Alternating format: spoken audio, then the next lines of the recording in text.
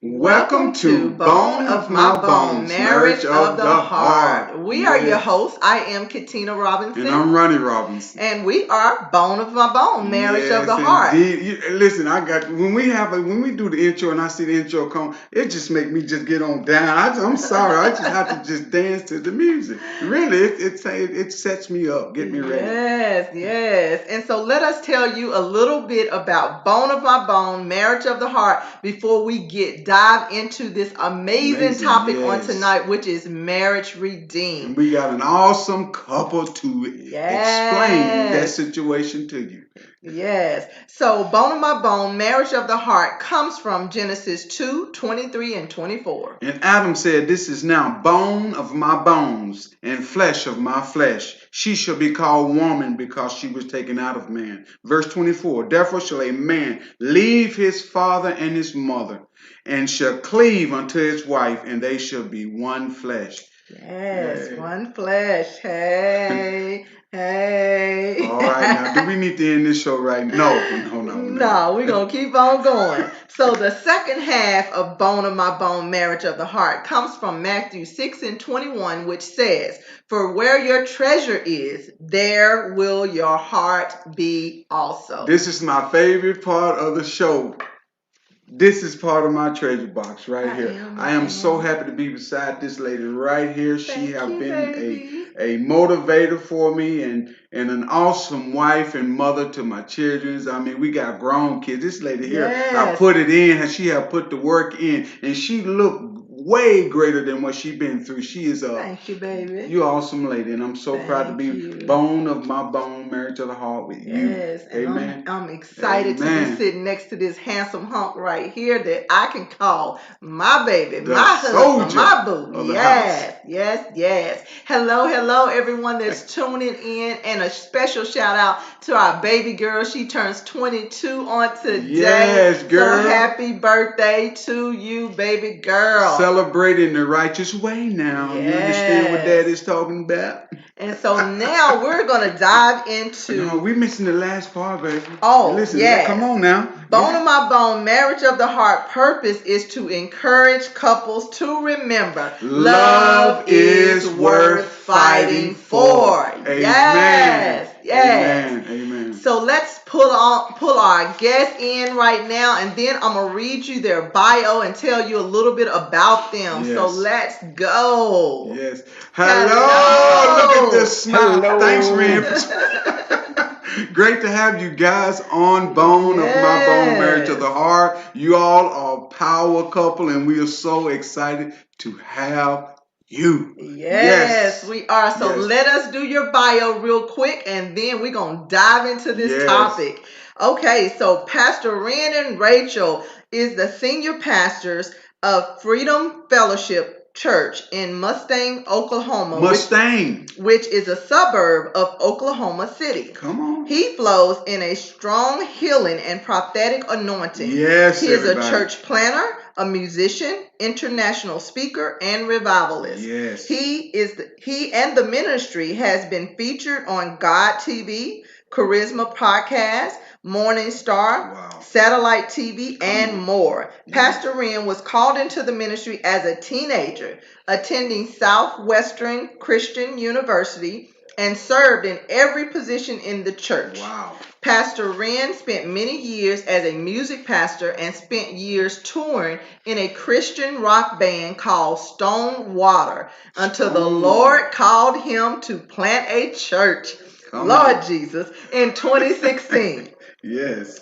2018, Pastor Ren was at Global Awakening and was prayed over by many in that house, including Randy Clark, where Pastor Ren received a life-shifting impartation that launched him into a season of outpouring of healing, signs, and wonder. Listen up. He is married to Miss Rachel and is the father of, they are the parents of 3 boys. Rachel serves as Freedom Fellowship as a pastor and heads over emotional healing ministry. Oh my God, that Rachel, your job is the biggest because you got to deal with those boys and Ned and Mr. Ren sitting right there. Oh God, your job is tough.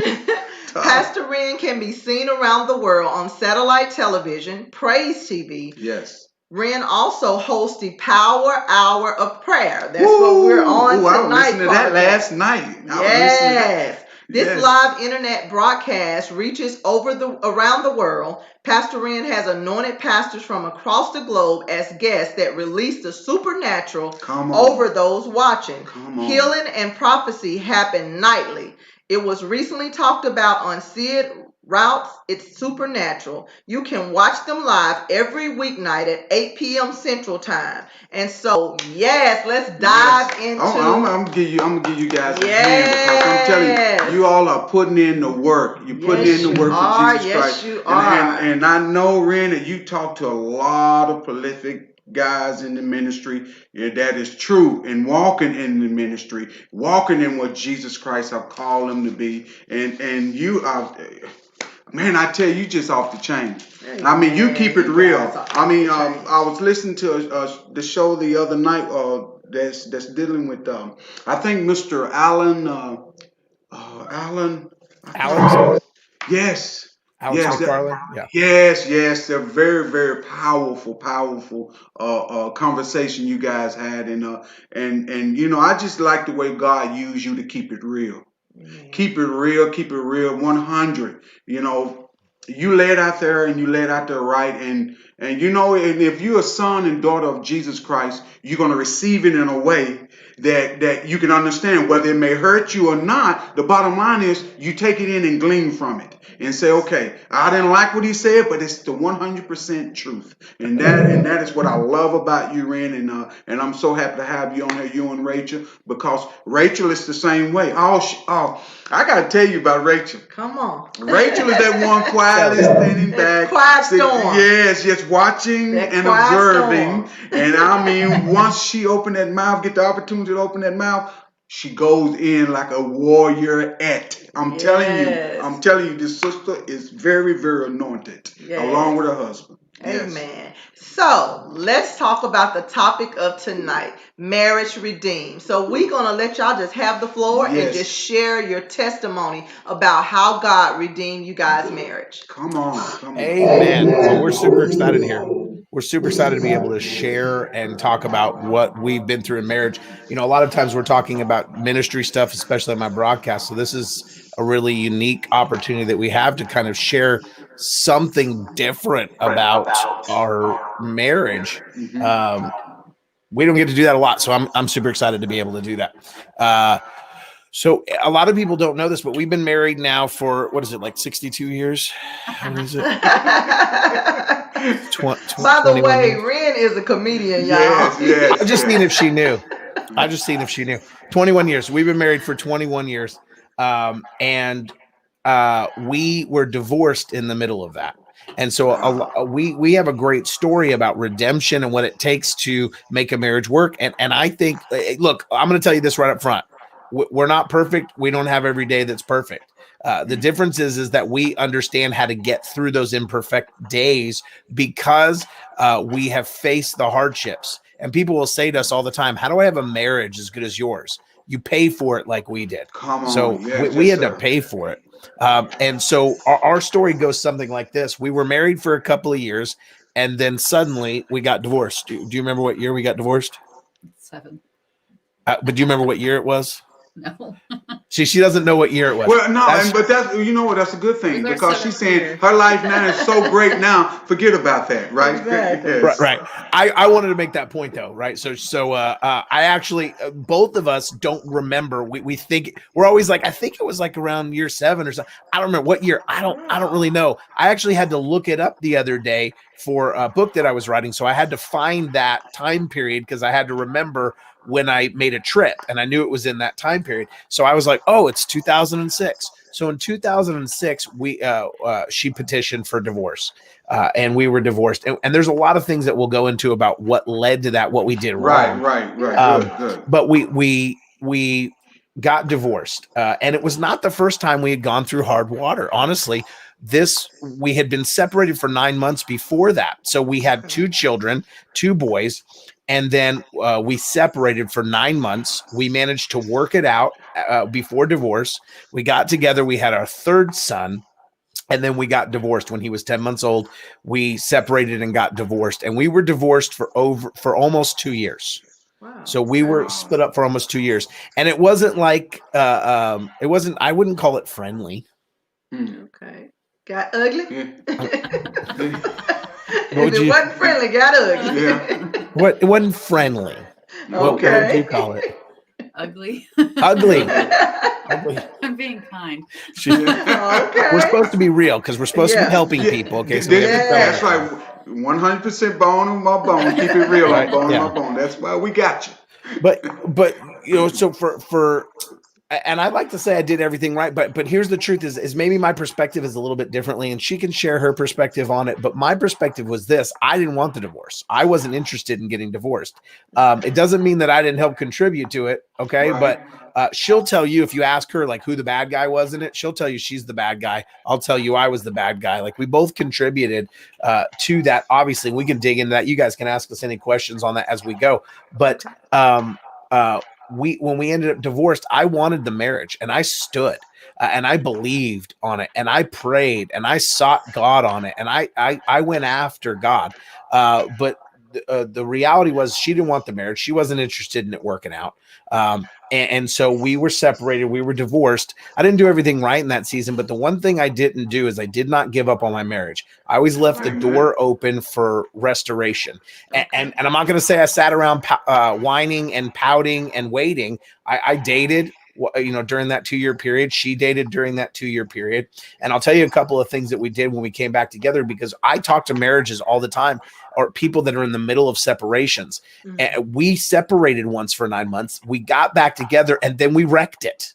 And the truth is, during that, we wrecked it. In that time period, I'll say you kind of have to talk about them 2 separate things. The separation was one thing, but when we got back together, I would say that I wrecked that led to divorce. I think it was my fault. I blame myself for how I handled her coming home.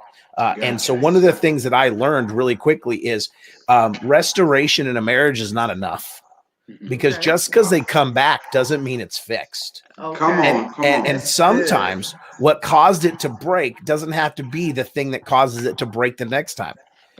Your anger, your hurt, your pain will manifest when the restoration happens. And so I counsel couples all the time and tell them, oh, they're going to come home. We're finished. Oh, you have just started. Now it's going to get really hard. They thought the waiting and restoration of the marriage was the hard part. No, it's the we love each other again part. Okay. The healing. Right. And I want to say to the audience, I want to say to them that please listen up, because see, everything, just because it look good on the outside don't mean it's good on the inside. And we know it takes the inside. It's like a burn. It heals from the inside out. And that's where some things need to be sometime. And some things hit rock bottom. Sometimes where the rubber meets the road is where you wake up. And so this couple here went through some things. So please listen up and write down these nuggets. Write down these nuggets that they spit out, because it's true. Yeah. So we didn't exactly get along during the divorce that well. I tried to be a social to her. We have kids. We're trying to co-parent together and all of this. And it was hard. And here's the truth. I didn't have anyone around me that believed in my marriage. And the truth is, she didn't have anyone around her that believed in our marriage. So our family, we learned one thing really quickly: shut your mouth. When you're upset at your spouse, don't tell, just shut it. Close it up. That's huge. Just tell God. That's it. Because here's the truth, and you guys will testify to this. All right. As a parent, if you say something negative about me, I can forgive you. If you say something about my kids, I'm going to fight you. Right. If you say something about my wife, I'm never going to forgive you. Right. And I'm not just talking about what Jesus says. I'm talking about the reality of how we have to deal with those things. Yes. If you say something about me, I can let it go a lot faster than you saying ugly about my wife. Gotcha. That is so hard. And so as married couples, when you're having a problem in your marriage and you tell your in-laws about it, you tell your family about it, those family will all of a sudden be negative and against your spouse. And so the day you say, look, we're going to work it out, and they're like, you're going to work it out with that jerk? Yeah. Come on. You're going to work it out with that. And now you have every voice against you. Yeah. And so that's we finally came to this place where we realized we loved each other. I had made huge changes. I woke up one day. This is literally what happened for me. And I'll let Rachel tell her own process of what she went through. But I stood for my marriage. I prayed all the time. And I asked the Lord 13 times. I have a journal and I have it written down. 13 times I asked the Lord. I said, Lord, are you going to save my marriage? And he would answer me and say things like, do you trust me? Wow. Are you pressing into my presence? Come on. You know, and he never, I just wanted an answer. Come on, Yes, right? yes. I want an answer. And he wouldn't give me an answer. And so the 13th time I blew up. So this is over the course of 6, 8 months, 9 months. And I finally say, Lord, I have asked you now 12 times, are you going to save my marriage? And you won't give me a straight answer. Are you or are you not going to save my marriage? And he said, this is what the Lord said. How many different ways do I have to answer you yes before you'll finally just trust me? Wow. That's real. That's real. And I closed the notebook and I just began to trust him. And one of the things for me was I couldn't do anything about where she was. Praying that Lord, change your mind, that's witchcraft. Yeah. Okay. Exactly. Trying to control her free will, that's witchcraft. I can't do anything about her free will, but what I can do is make me better. So in that process, since I can't do anything about her and complaining to her is not going to help. You're a terrible person. Oh, well, thanks a lot for saying that. Now I love you. Like that doesn't work. So I began to just really work on me. I woke up one day, I looked at my life and said, I don't like me. I don't like who I've become. I don't like how I'm acting. I don't like what's led to this divorce. I don't like my bad attitude. I think I'll just go be awesome instead. That was literally my statement. I think I'm just going to go be awesome instead. I was chasing after business and, and I looked like a businessman all the time. And I'm in my young 20s and I'm trying to be businessy. And I just looked in the mirror one day and I just didn't like what I see and like how I acted. And so I just decided I'd be awesome instead. And for the next 6 months, I went on a journey of figuring out what that statement looked like. What does being awesome instead look like for me? And I just started chasing after my dreams. And you read in my bio where it said I toured in a rock band and did all that. That's when that season was birthed. I just said, you know what? I'm okay with failing. I'm not okay with not trying. I'm not okay with never knowing. So I just started chasing my dreams as hard as I can. And all of a sudden, what happened with her is as like my popularity, I started to get radio play with my music and we put out a CD and I recorded with Train. I all got the sudden the radio is playing my music in Oklahoma City, and I'm dropping off the kids one day, and she's like, "Did I hear your song on the radio?" And I'm like, "Oh yeah." And she's wanting to talk to me about it. Like, wow, that's really cool. And I'm like, well, I gotta go. Bye. And I drive away with the biggest victory parade ever in the car. Okay. I'm gonna put a pin in right there, then, Rena. Rachel, talk to us and through all this journey that he was going through, Ren was going through. Where were your mind? Well, let me just go even deeper. Where were your heart at this time? Where in your heart, what place did you have him, or how did you come out of that to be able to see him again, to see the true him, the inside and not the outside, the better him? Yes. Well, I believe when we met that he was more of who he was. He had to. I think he did a lot of things during the beginning of our marriage because he wanted to take care of us, and he wasn't his true self. Gotcha. After we had gotten together. But after when we went through divorce, my biggest problem was that I didn't know how to communicate when I had something that bothered me or hurt my feelings, so I had no form of communication on that side of it because I was never taught to do that. I was more taught of just be quiet and basically just shut your mouth and go about your day and pretend nothing happened. Yes, But that only works for a minute, and Yes. then finally you just kind of explode. And so when most of that came about, he just probably was in most of a shock of I thought everything was fine. And so for me, I I was very angry over time, but I didn't know who I was. I was always kind of told what I should do and how I should act, and so I didn't realize who I was. So when we got divorced, what I had to do was I had to figure out who I was. Yes, I had to figure that out is how to key. Yes. I had to take care of myself. I had to figure out You what had the was boys also, Rachel's right? personality. Oh, you had the No, boys. Ren had them most of the time. So um, for me, the biggest thing was my identity, finding out who I truly was, getting over being angry, I found a great church home and went through a lot of counseling and ministry time and really figuring out who God said I was and not just who I was who I was molded into from the beginning of it. Yeah. How old were you guys when you got married at first? I was 21. She was 18. Okay. We was young.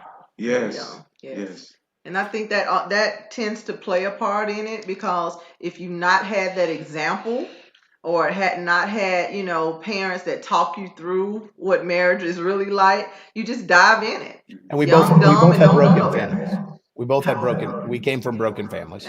Got you. Yeah. So I'm getting awesome, and I think that's going to help. And she actually gets madder at me over it. Wow. Yeah. Wow. Because she said she didn't know who she was. She was finding herself. Yes. So how did you receive that by her being negative towards your progress, Ren? Well, it's like, here I am trying to be the best me possible, and I'm believing for my marriage, and all the evidence says you should stop. Your belief, your faith in this is completely foolish. The better of a person you get, the more you improve yourself, the more she hates you anyways. Like, this is just the worst.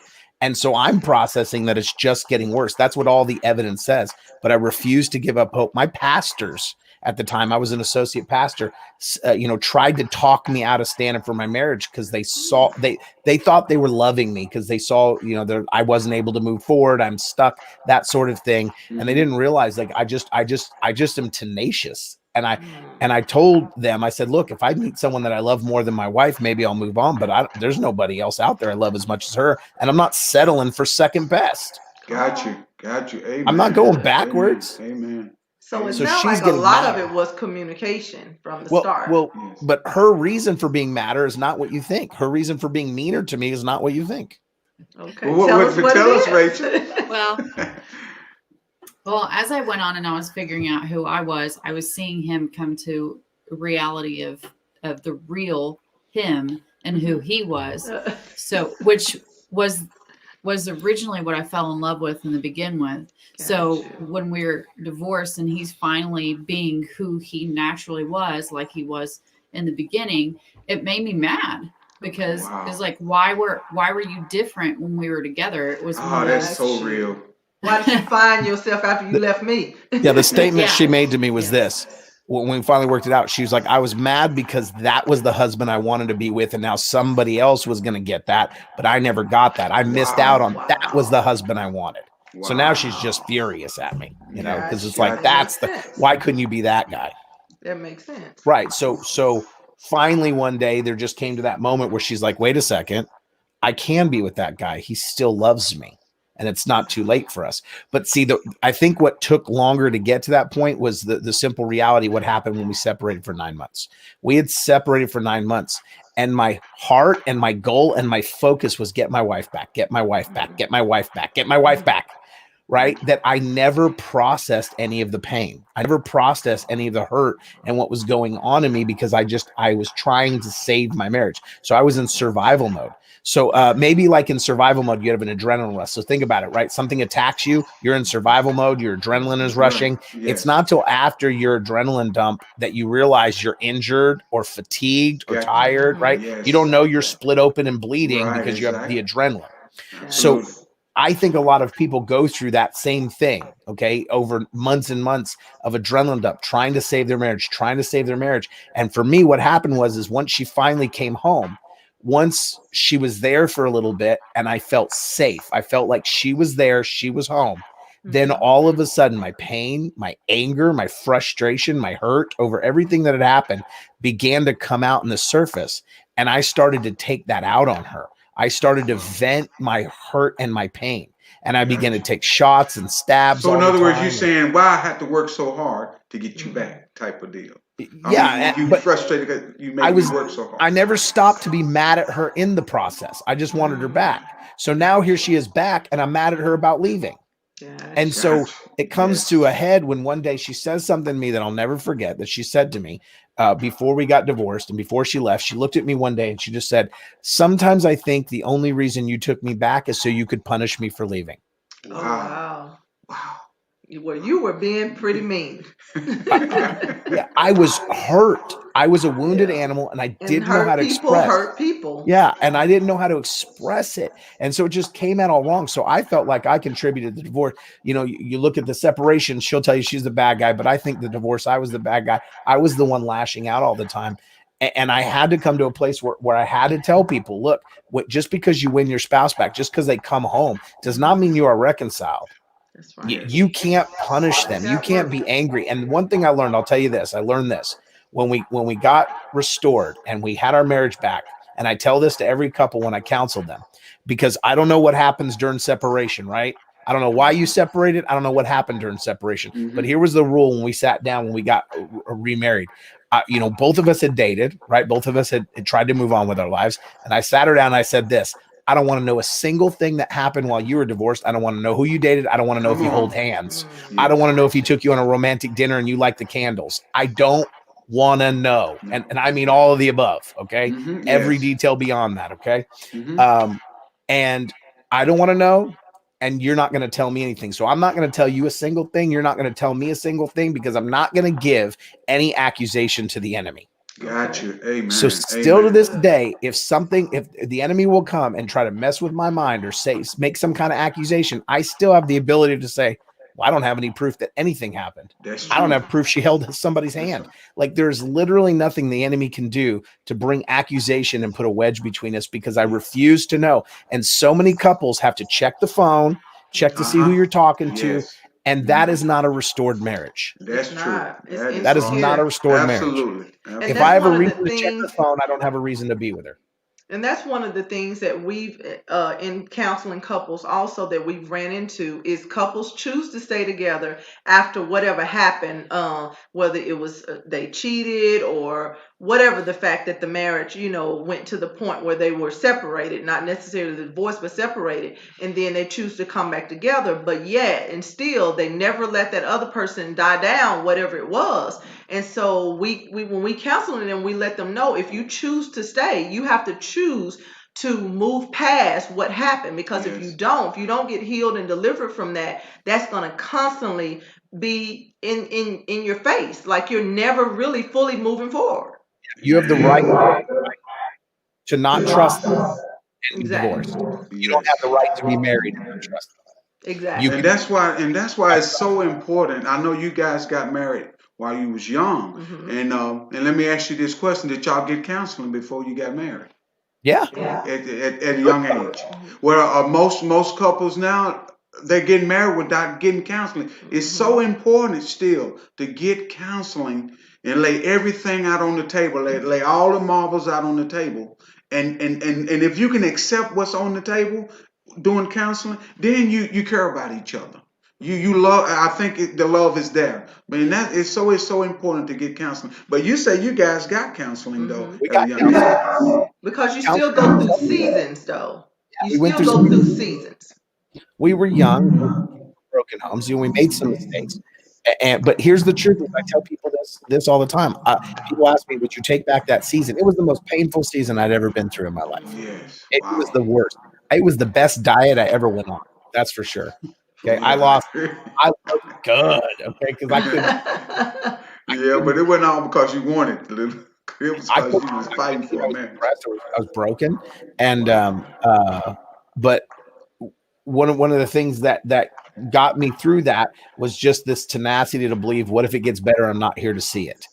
And I didn't want to give up on that. What if it gets better? But we had that counseling, and I feel like ultimately that counseling did help us. I mean, it helped bring us back.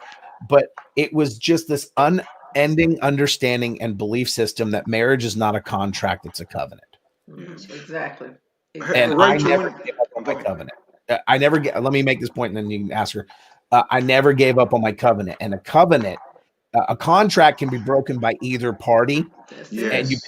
you pay the fee, you pay the cost of that contract Mhm. to break it, and either party can break and sever that contract with consequences. But a covenant has to be broken by both parties. The covenant between the Hebrew people and God, the covenant, they would break the covenant and he would remain in it. So when they came back around and said, "We're sorry," the covenant was still in force. They didn't have to make a new covenant. The covenant was still in force. So I just had this resolve that said, she can do whatever she wants. It's her free will. I'm just going to stay in covenant. And Yes. I believe, and a lot of people will say it takes two to make a marriage to work. Well, I'm a big believer. It just takes one. It takes one believer that stays in covenant, and eventually that love will reach the other person. At least my opinion. Go ahead. Yes. Before we get to the remarried, what about the children? What about them? How did they deal with all this mentally? With you being wanted and Rachel being like, I'm done with it, and they more with you and not with her. So how did they deal with this? How did they go through and mentally deal with it? Um, not well. A Yeah, big answer right there. I mean, they would be good with me, they'd be good with him, but then they would have emotional outbursts, just like any child should, Yeah. um, and has a right to. right. Gotcha. Did They're they favor it? Did they favor it, Ren or you? Did they favor it? Or did they talk against each other? Or I I was pretty careful. Anytime that they would get upset or cry, they cried a lot. They missed their mom. They were crying about it. They were upset. They were little. She left when my youngest was 10 months old. So, and they're all 2 years wow, apart. So they're all 2 years apart. But I taught them that anytime they were sad and they were crying, I was like, let's stop and pray for mommy. Let's stop and pray for mommy. And we That's would good. pray and they would pray, Lord, that's help awesome. mommy come home, help mommy come home. And they would pray that. And honestly, they dealt with it pretty well, honestly, because I taught them to go to the Lord with it and pray about it. The truth is that when they would pray about it, they would feel better, but I was wrecked. I was broken from that. Gotcha. Just listen to my kids cry and pray for their mom to come home, and knowing that I don't know what's going to happen, and I help contribute to that. And I have my kids are broken because I wasn't because I couldn't get over my stuff, and to know that, and she had her own junk. I couldn't get over what she did to me. I could, and knowing that broke me even more. But they really did. Yeah, most kids don't, but I had taught them to seek the Lord every time, and I Amen. never badmouthed their mother to them. I never, Amen. never badmouthed their mother That to them makes because a I had learned huge my lesson. difference.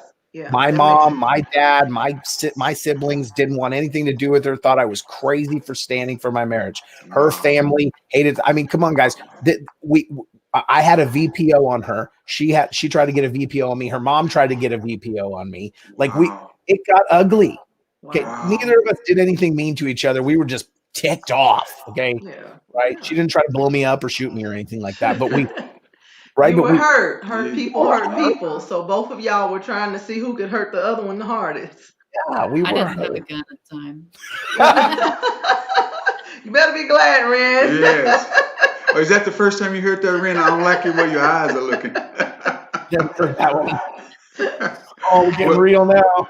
Well, Yes. well, the thing is, I'm very impressed that you guys have gotten back to the real deal of you two. That you found each other, and that you didn't let the first time failing situation keep you there and waddle in that. You didn't do that. And I know you both went your different ways and you dated and this and that, but the love was still there. And like my Yes. wife and I, we start the show on that love is worth Fighting fighting for, for, yes. and it is, and especially when you filter yourself from your outside influences. Yes. That I want to touch on that. That is so important that you filter yourself. Mhm. Put a filter all day long on yourself. When you split like that, is we tell the couple to filter yourself. Don't listen to that outside chatter, Mhm. because it can cause you to stay in a point to where Lucifer and Satan is always going to hold you in a falling, a failing situation, with like throwing someone overboard with a rope around their neck and brick on the end, just quickly falling.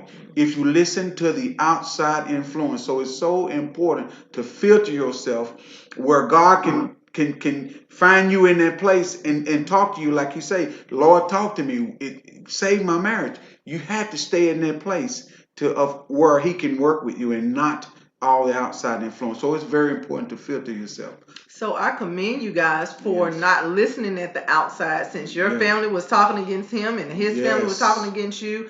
You know, you guys could have sided with your family and say, look, this marriage is not worth fighting for, and we're going to go our separate ways. So I commend you guys for being able to press past that, because a lot of times that's what keeps people in a marriage, is they're worried about, you know, failing this person or that person. And that could have kept you guys from coming back together, because you were trying to prove a point to somebody. You know, if your family was saying he ain't worth being with and you wanted to go along with that, you could have said, no, I'm not going back into this marriage because my family is not in my court. You know, and so it comes to a point where we have to trust God for ourselves. And you said, Ren, that you had to, God kept telling you to trust him. So explain to us what that trusting God look like in order to make you get back to the woman of God you know God created for you.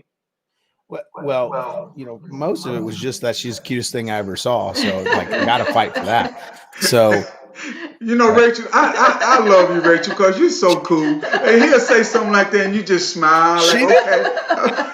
She rolls her eyes at me. She shakes. I always say that romance does not save our marriage. She is not the romantic one, you know, when it comes out. And then she'll shake her head and say, I'm romantic. I'm romantic. But the standing with God, when we were believing, when believing for God, standing with God, moving in that direction, I had to fight with her because I had a very understanding of bone of my bone. I had a deep, profound understanding of this idea of what it means to be married. This is, like I said, a covenant, not a contract, but it goes deeper than that. I'm so profoundly moved by this concept in Genesis where Paul ends up saying something about Genesis later, but in the beginning, Jesus says this. He says, therefore, man shall leave his mother and father and cleave to his wife, and the two shall become one flesh, right? But so they become this one flesh, but then you read how in Genesis, God says, and I made them male and female, and I called their name Adam. And I had a profound revelation that when God looked down on me and Rachel, he did not call her Rachel. Come on. He called us Ren. We're one flesh. We had one name. It was Adam that named Eve. God called them Adam. They had one name. They were one flesh. And that reality that I was warring against myself, she was warring against herself, against a divided version of us, that profoundly moved me that they called their name Adam. Paul goes on deeper to say this, and he says, and the two shall become one flesh. And this is a great mystery, that there's something hidden in this. There's a secret in it, because why would God in the very beginning, right in Genesis, he plugs marriage in the very beginning, before almost any foundational thing. He plugs marriage. He did. Amen. Right in the beginning. Yes. He makes man and then marries them. And so I understood I think this is way more profound than any of us realize. I think we've taken marriage too lightly. And this idea that she's my flesh and that I'm warring against it, just could not allow me to break free. I loved her, and I'd asked her at one point, I asked her this. I said, did we have love in our marriage? Was the love between us real? And she says, yeah, but you've chased it out of me, or something to that effect. And I said, but did you really honestly ever love me, or were you just young and you didn't know better? Because I would have moved on if she said, well, I was young, I didn't know what love looked like. And no, I really did love you, and that's what hurts. And so the fact that she really did love me and I really did love her, and having this deep, profound understanding of one flesh, I couldn't let go. Amen. And true love is not love until it's tested anyway. Because really going into it, we feel like we love who we're marrying, love who we're in a relationship with, but it's truly not shown until it's tested. Yeah. Yeah. Rachel, you was about to say. Yeah. He understood the unity of the two becoming one so much that before we met, he had a shirt made that says, I want my rib back. Wow. I had a shirt. Yeah, I literally had a shirt made up when I was young, and it said I want my rib back, and basically it had a Wow. scripture about being a godly woman. Like, if, Yeah. in other words, if you're not going to be a godly woman, what I give up that rib for? So give me my rib back, or be a godly woman. Like, step Wow. up, right? So, and we Yes. had Put an one for the men too, ultimatum on them. Yes. right? I want my rib back. Yes. We That's wanted women to awesome. be godly women. It was our challenge for women, to be. I wanted a godly wife, and if you weren't going to be godly, I want my rib back. So, Amen. Yes. I think half of the problem with women is they try to live up to the Proverbs 31 woman and thinking that that's their definition of who they are It's instead not. of allowing the Lord to reveal their Come on, identity to Rachel. Exactly. them. I told you all when she opened her mouth, I'm telling you, it's like a roaring lion looking for the good, not the bad. Hey, you are so right That about is so that. true. It's That is true. so true because women take that Proverbs 31 woman and think they're supposed to be all of those things that she was. And in reality, you have to ask God to give you a revelation of who you are, what's your purpose, what is it that, if you're going to be in business, what is it that you're supposed to be doing? Because you couldn't possibly be that woman. That's who she was. And she gave us that example. But when it's said and done, you got to know who you are in God. And if you don't know, it tells us in James 1 and 5, if we lack understanding in anything, go to God, come to God and ask God, Yes. and He will give us that understanding. So I think a lot of times we want to rely on what we see or what we think we understand instead of going to God and giving that revelation for ourselves of what God really is saying to us. yeah. Yes. So we found our identity in that time. We found our identity, we found out who we were, found out who we were called to be, and that allows us to come back together, because I think in that time we were both searching for identity. We were both trying to find out who we were. And so we really took that time of divorce as a time to find my identity. I tell people this all the time. I'm the pastor I am today. I was like, you're blessed when I pray for you, you're blessed when you hear me preach, because of the hard lessons I learned in that divorce. I had to find out how to fight. I had to find out how to stand. I had to find out who I was. I had to find my own strength. I had to get over my insecurities. She had to get over her insecurities. And we worked through that, and we became powerful people. And so now Amen. people will hear us argue or fight. Most of the time they'll hear a fight of ours, and we'll apologize. We'll be like, hey, sorry you had to see us fight. And they're like, wait, that was a fight? That was, you guys were fighting just now? And I'm like, yeah. And they're like, you make me sick. That's what a fight looks like. Yeah. We got And into a that fight was at church over a soda. Over oh what? How you So doing, she's like, Mr. Harding? I'm and drinking one of these at church. And she's like, did you take mine out of the fridge? And I'm like, no, that's mine. No, that's mine. That's the one. I just put one in the fridge. And I'm like, so did I. No, you took mine out of the fridge. And I said, why don't you go check the fridge before you accuse me of stealing? And so she goes, oh, I will. And she goes and Wow. checks the fridge, and she comes out and goes, oh, hey. And Lord. I was like, boom. And then everyone's like, wait, was that a real fight? And I'm Wow. like, Yeah. yeah, I guess so. And that was one of the things that we always, as a husband and wife, we allowed our kids to see us disagree Oh, yes. because we felt like, we had saw examples of couples that said they never fought. And with us, to me, Thank you, that's Mel. not healthy. Because if you don't ever disagree, or you're not fighting, or arguing or anything, that means somebody is just taking it all in and never speaking up. And Yeah. so, of course, we didn't get into the heated and all of that in front of the kids, but we always let them see us disagree, and then let them see us resolve it. Right. Because we felt like that was a Absolutely. teaching example to them of, okay, you see us lovey-dovey the majority of the time, but this is what it looks like when we disagree, and this is what it looks like when we work through it. And we have a saying also, is that sometimes we got to agree to disagree. Yes. Our kids help her. Yes. If we start disagreeing, they jump on her side every time. No. I'm like, seriously? And they're like, what? It's my mom. Well, yeah, he gets that too. So Yes. Yes. Yeah. But Yeah. So, one thing about it, I'm so proud of you, Ren, for letting God order your steps yes. through this whole process of Rachel going a different direction and you going a different direction. But you stayed in with Christ. You let Him order your steps and not just give up, but let Him search you and know you Lord, that Psalms 139, 23 and 24, the steps, I mean, not the steps of good, but search me, O God, and know my heart. You knew that you loved her, and you stayed on track with Christ. You stayed in that position to where he can move her back into your life. But I want to ask Rachel, what going to the marriage part, getting married now, you on that now. What allowed you to say, okay, I will allow this man back in my life after what we've been through. I will remarry him. At what point in time that you decide that it's fine, Lord, you done opened my eyes up, my heart up, in my mind. Well, I had seen him changing back into who he really was and really pushing into what he was called to be and who he was called to be um, throughout the time of me being in the midst of finding out who I was. And really, honestly, it was more me coming to my own identity to be able to accept him back, because it wasn't that I had never stopped loving him. I became angry. Yeah. But I had told him before that, it wasn't that love was never there. It's just we hurt each other and it distanced that. And at the time I didn't recognize, or I didn't understand the fact that love was a verb. It's not a feeling, and so it's and so when I was able to figure out, tell the story. Do you remember the story? The day that you figured out, like, you wanted to work on things. You don't remember?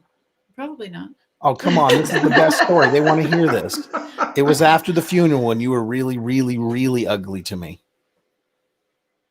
And the way I responded. You don't remember this story? No. Oh, my goodness. Well, go ahead and share it and help her, Ren. I have to tell a story. Come on, you'll remember when I say it. No We had a friend that passed away, and we both went to a funeral. Yeah.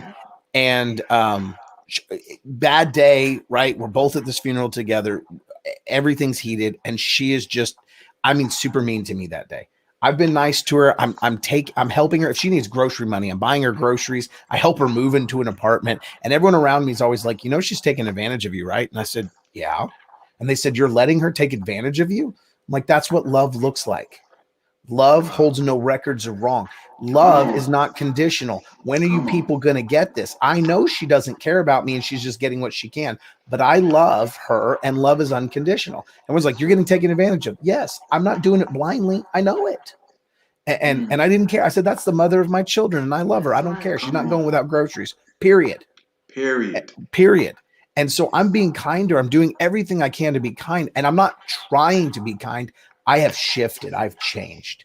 And no matter what she does, I'm just being kind. But we go to this funeral and so things are heated and she just is super ugly to me today. She's just mean. Mean like I walk away with my head down, my heart hurt. I'm like, man, I'm being kind to her. And she just stabbed me again. And it wounded me. And Rachel. Rachel. Hold on. Rachel. She I don't know if she remembers it, but I'll tell you what I said, and then she can clue in on it. So I told her this. I said, I stood up for myself. This is the moment that I should blow up and tell her how it is, right? I'm gonna tell you, right? But this is what I said. I looked at her. I said, look, we're split up. We're divorced. I'm sorry that I hurt you. I said, but I'm not responsible for you or your faith or anything anymore. I said, how long are you going to punish me for what went wrong? I was like, at some point, you can't keep punishing me and expect me just to be nice and take it for the rest of my life. How long are you going to punish me over this? How long are you going to be angry and ruin your life and try to ruin? Like, you have to let this go.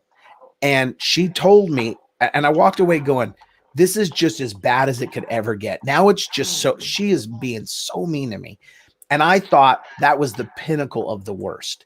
And then when we started to work it out, what she came to me and told me, she goes, I said, what was the moment? And she didn't even remember it now because she's tried to let go of all of the bad memories and stuff, but they're treasures to me.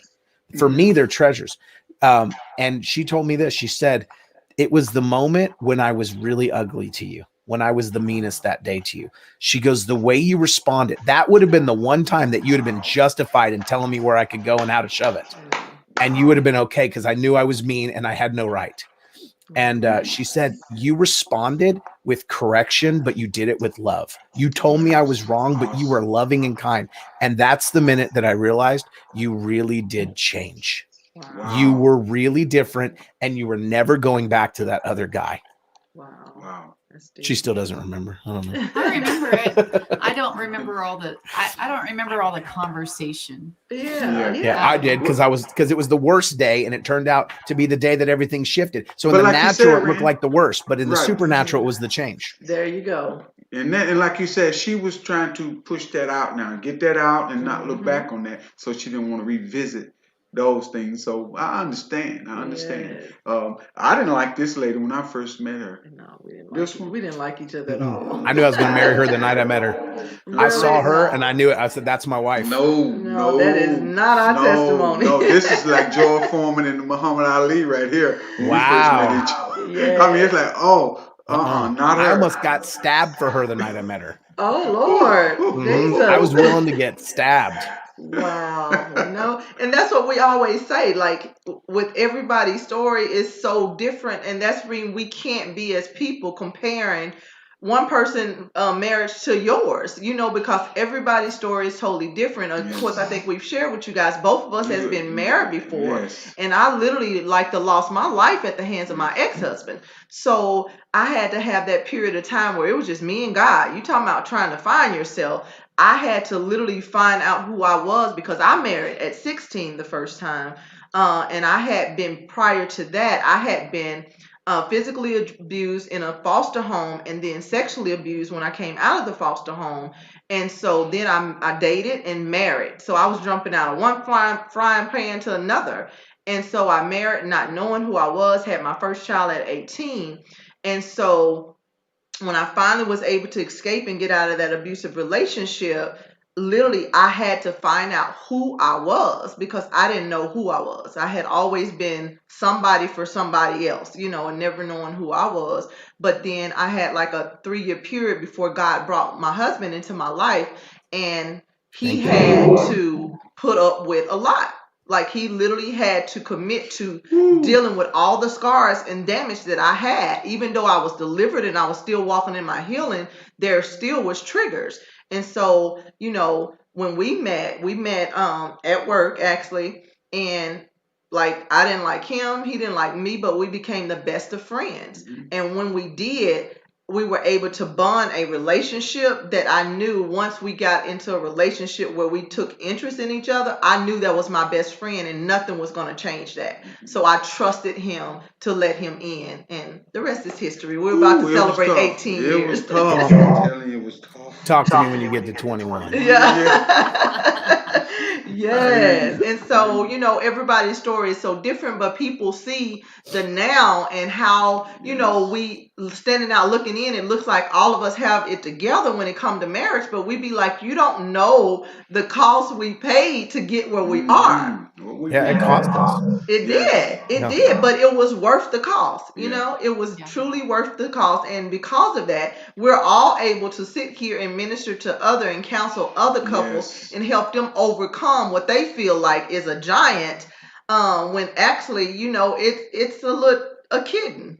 Come on. I heard you. Yeah. Listen, I want to do some plugs. Please share the video. Yes, everyone that's online, please share the video. There's so many nuggets in this, dealing with marriages, and even if you're engaged and single, these are things that you put on the table and read about and think about and say, okay, I heard this, so I gotta frame myself in a way to look at, okay, if I'm trying to date someone, is it the person I need to be dating? If I'm engaged, are we getting counseling, making sure everything is on the table? And if you're married, everything ain't hunky-dory. That's right. You go through some things. Yeah, let me at least pour in a nugget or two for people that are married, how they can work through some of the stuff. Okay. Right? Let me give you a tip that's worked for us really well.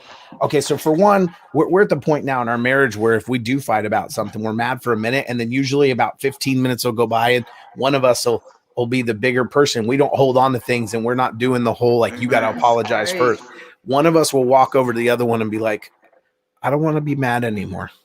I don't want to fight anymore. So we're really good about just letting them know, I want to work this out, but I don't want to fight with you, right? We still need to talk about it, but I'm trying to fix this. And so we're always up front. I don't want to fight about it. I want to fix it. I don't want to fight with you anymore. And so we come back together in love, and then we talk about it. So there's a hug, there's a kiss, now let's go talk about it. But one of the ways in which we've solved conflict is what we want to do is we want to have face-to-face conversations. And I'm going to tell you right now, I don't think that's healthy. Okay. I don't mean have phone conversations. What I mean is when I talk to my wife, if I have a serious problem and I think I'm going to get heated about it, and I think I'm going to lose my temper, what I can do is position my body in order to be more effective to stop me from confronting. So I want to show you this. We're sitting next to each other. My arm is around her. Unless I start choking her, I cannot yell at her like this. I can't have a conversation with her like this and talk to her about being upset and get heated while we're side by side. If I get really mad at something she says, I promise you my body language will shift suddenly, and I'll all of a sudden shift and have to face her directly.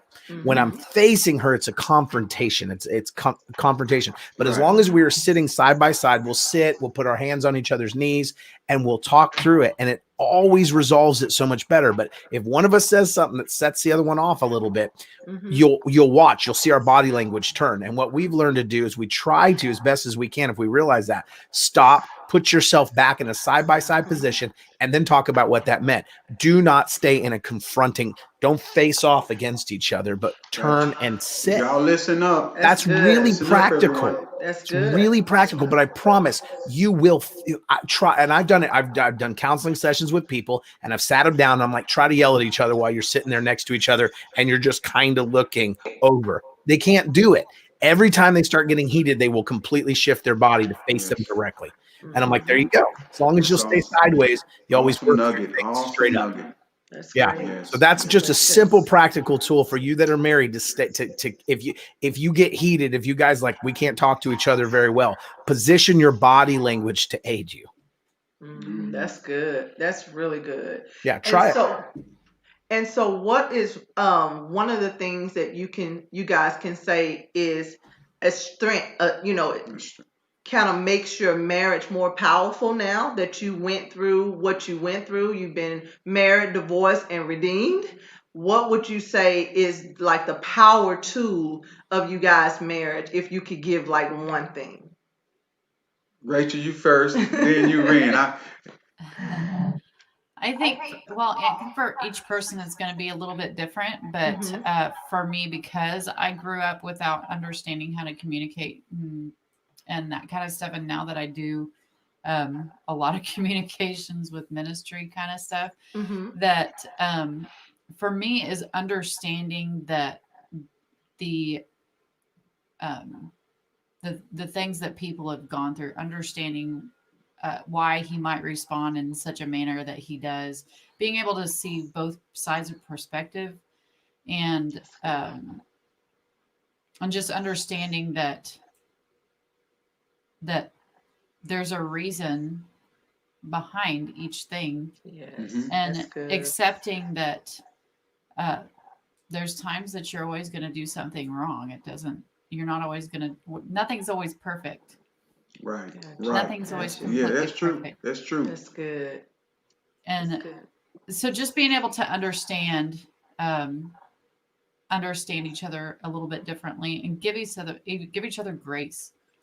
God is full of grace, and if God would give us grace through it, then if there's something that we feel like we were right, but they feel like they're right, then just giving grace to just be like, you know what, that's okay. Well, let me give you an example of what she's talking about with us.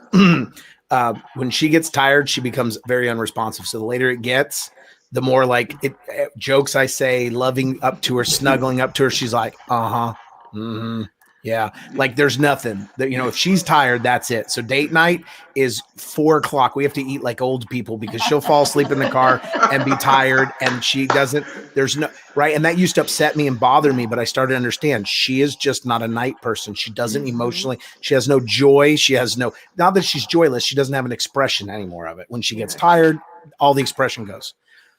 She just came home into full-time ministry. She was working all the time. And so she got upset at me one morning, and she's like, you're being hard. You're being rough. And so we kind of got into it just a tiny bit, and I took a little time and I came back to her and I said, you know how when it's late at night, I had to deal with the fact that you're emotionless, you don't have joy, you're not being soft about everything. I said, that's just because you're tired. I said, I'm that in the morning.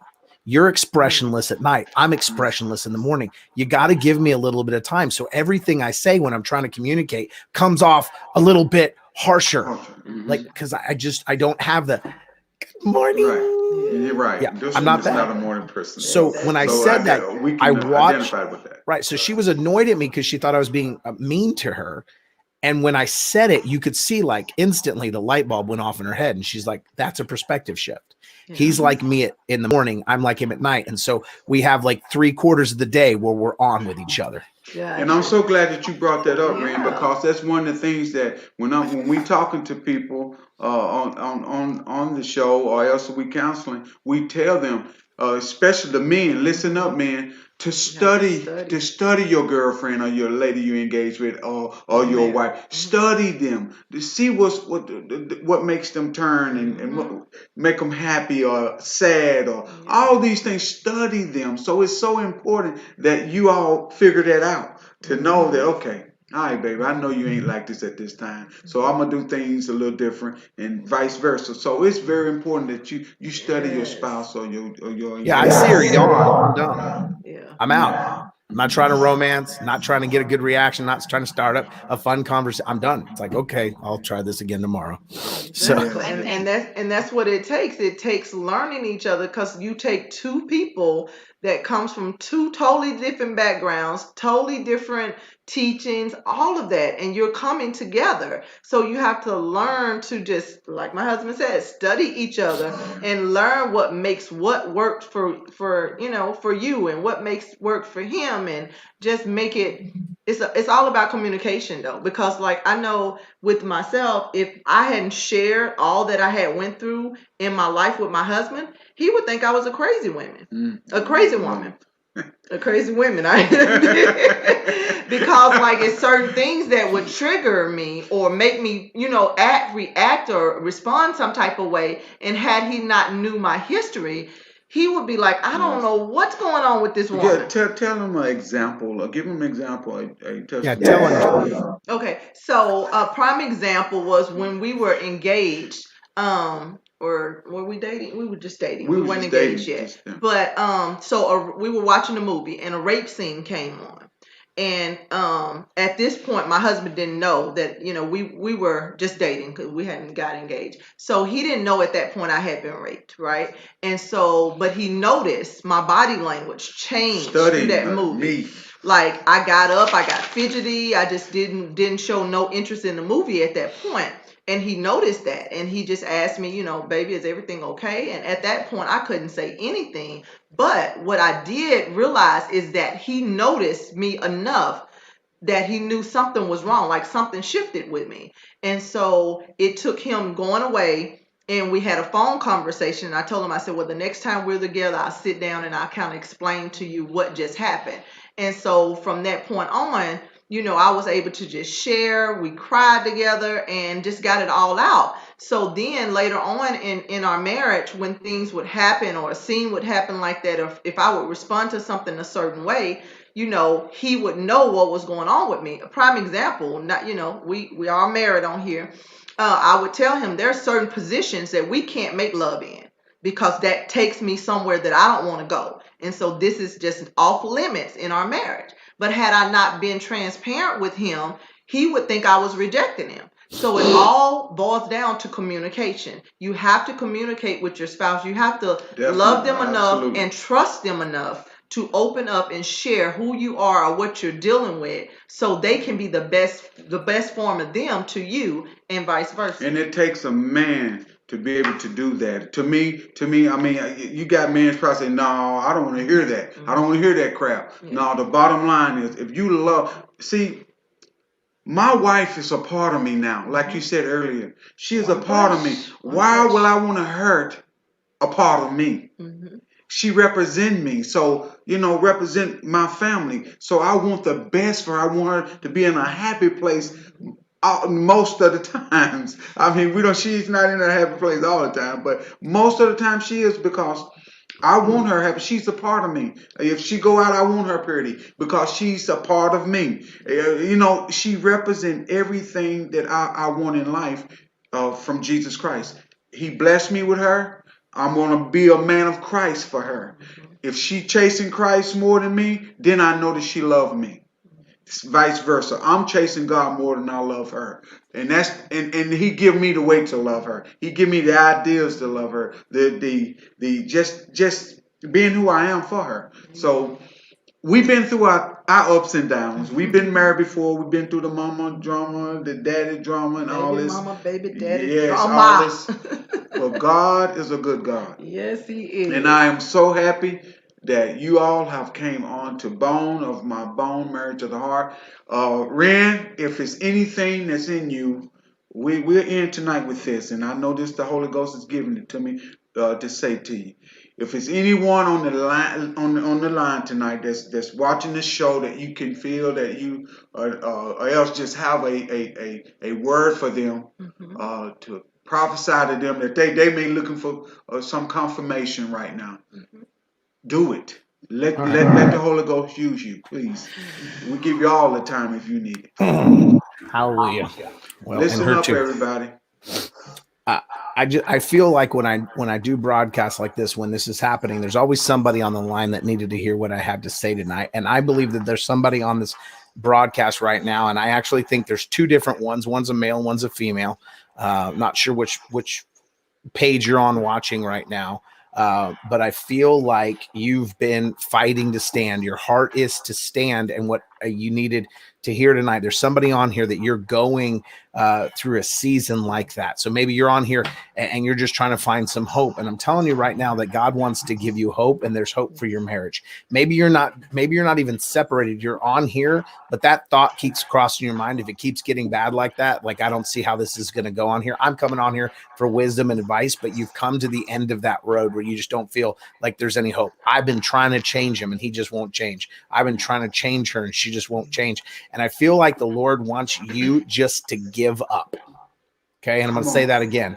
He wants you just to give up, not on your marriage, on your idea that you're in charge of fixing it, on your idea that it's you that you have to be the initiator of the fix. Okay. Come on. All right. That's not who it is. God fixes things when you rely and put your trust into him. And I just feel like somebody needed to hear tonight that our story is one of hope. 2 years we were divorced, and by all measures, by all accounts, and by all anybody looking in would have said there is zero hope that marriage is restored. But God is God of the impossible. And I don't know where you are, but stop telling yourself that it's impossible.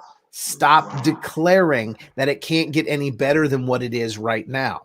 Okay. Our marriage is better now than it ever was in the honeymoon phase. Amen. Your marriage can get better. And I just feel like there's somebody on here that you had a good marriage and something financial came into your marriage just recently. And that financial thing has begun to put a strain on your marriage. I feel like there's somebody that the financial thing has become a strain, and you guys don't know how to talk about it. I actually see like you're hurting, you're upset, you're fighting, you're griping at each other, and there's a lot of tension, and you're not realizing that it's that financial thing. You don't want to talk about it. He doesn't want to talk about it. And I hear the Lord say that you guys got to sit down and tell each other that you're for each other. I hear the Lord say, I'm for you. And I particularly, I see a woman and it's stressing you out. It's upsetting you. You're not mad at him, but you're not talking about it. And he thinks that you're mad at him. He thinks that his value, he's valueless because of what's going on in the finances. His value has been robbed from him because a man is a provider. And because you're not saying anything, it's actually contributing to the stress of the relationship instead of you just saying, hey, I trust you, I believe you, and I'm your helper. I'm not here to be your receiver. I'm not here just to get from you. I'm your helper. It's very hard for a man to come to that place where he wants to, admit he needs some help, but he needs you to say something and be super supportive and say, it's stressing us out, not you. This is not on you. And I feel like he needs to hear. I don't know who that's for tonight, but I just feel like that's for somebody tonight over that financial situation that you need to walk through. You guys are each other's helpmates, not just one and the other. You're both. The biggest reason our marriage works right now is because I'm her cheerleader and she's mine. I support her with what she's trying to do. She supports me. Okay. She outworks me every single time, but I try. I'm at least hoorahing her the whole time. Well, both are on the same track and going the right direction and not pulling against each other. That's king. That's king. So we are so happy that you guys joined us. I know everyone on the line got so many nuggets of going through the valley with marriages and coming out happy. They got some good grounds to build on tonight. They got cornerstones that they can glean off of what you have mentioned. Ren and Rachel, y'all have just been inspirational. Y'all done it. Y'all got the t-shirts, done been there before, got out of it and got back in it. But both of you are the same original one, the same two fingerprints. The one over here and the other over there. Y'all still got them together. So that's awesome. And I know everyone online enjoyed tonight, and we have definitely, you have just inspired us to continue to be what God had called us to be, bone of my bone, married to the heart. We're going to continue. Y'all have inspired us. Ren, we definitely going to keep up with you and Rachel. You know that. Like I said, I saw you show the other night with Mr. Allen, and it was awesome. And just keep up the awesome work. Y'all are awesome powerhouse couple. Amen. Well, we're super happy to be here. It's late at night. She's much more happier than she is expressing right now because it's already hitting 9 o'clock. It's okay. She's just like smiling. Thank you, Rachel, for coming on with him, spending your time with him. Yes. And I catch your show on some too, Rachel. You have your show on. And I watch it every morning at 9 o'clock Central Time. She just gets on for like 15 to 20 minutes. It's not teaching. It's just straight prayer. She just leads in prayer, and she has people pray with her. Just come pray with me, and you'll see she's like super spunky and outgoing. So you'll see what I was talking about by that example. It gets late, and I'm all high energy. You'll see. In the morning, she's like, "Woo!" She have a hat on sometimes, got a hat going. And join her at 9, and it's just morning prayer. Sometimes you don't know what to pray. You're going, Lord. So she just helps lead you in a morning prayer. So you have prayers established. Keep it up. It's all about Jesus, y'all. It's all about Jesus Christ. Yes. So we thank you guys so much for joining us tonight. It has been amazing. Like I said, you guys inspire us. We are so glad God connected us together, and we will definitely keep supporting each other. If y'all need us for anything, please call up Bone of My Bone. We there. So whatever y'all need. It's a power couple right there. Let me say that. This couple is awesome. I prophesied over them, and I saw some really big stuff. I don't have a clue what I said, but I know I said some stuff about their future and the things they're building together. So pay attention to this power couple right here, because God is using them to mightily not just restore marriages, but there's wisdom on their life. There's wisdom on their life. Not just marriage is just one of the areas that they've put their wisdom to practice in, but literally this couple, wherever they focus on, wisdom comes from heaven over. So whatever they touch, wisdom shows up. They just happen to focus on their marriage, and that's where wisdom is right now. But you watch, every area of their life they touch, there's wisdom, because there's anointing on them. Thank you. We received that. And yes, we still have those prophecies on our phone. We listen to it quite often. Yes. You just keep up the work and stay out of Jesus' way. That's right. That's it. Stay out of his way. Yes. But yes, we've gone over our time a little bit, but that's all right. It was so worth it. Yes. But we love you guys. We appreciate y'all joining us tonight, and we appreciate everyone that has tuned in. You still have time to share the video and go back and catch the replay. If you want to seed into Bone of My Bone, Married to the Heart, my wife will put it up below the screen right now, and please do so. Yes. It's all about Jesus anyway. And also, I know on Ren and Rachel's end, they have it displayed on the bottom of their page too, how you can seed into their ministry. And so we just appreciate everyone that took the time out to hang out with us tonight to talk about Marriage Redeemed. Because man, it was powerful. So definitely take the nuggets, write notes. If you're not married, if you want to be married, the things that we've shared tonight will be a blessing to you in the future. Yes. But It's power. It was powerful. Yeah, and then Ren have a show come on every day. Is it every day, Ren? Every day. Every day? Monday through Friday. Most days when my schedule allows. Monday through Friday. Well, tell everyone what time you on. At 8 p.m. Central, same time this broadcast started tonight. So a lot of my people are watching right now, but anybody that doesn't know who I am, just the same time this broadcast started, Monday through Friday, Power Hour Prayer. We train, we equip, we pray, we prophesy over people, over individuals. It's powerful. Yeah, people get healed. This couple is powerful, y'all. Please listen up. Every night. Yes. Yep. Yes. Amen. We love you being guys. about God's business. Yes. Amen. Yes. Well, we love you guys, and thank y'all for joining us tonight. Thank everyone that's online watching, share, and catch the replay. And you have been tuned into Bone of My Bone, Marriage of the Heart. We love you guys, and good night. Good night.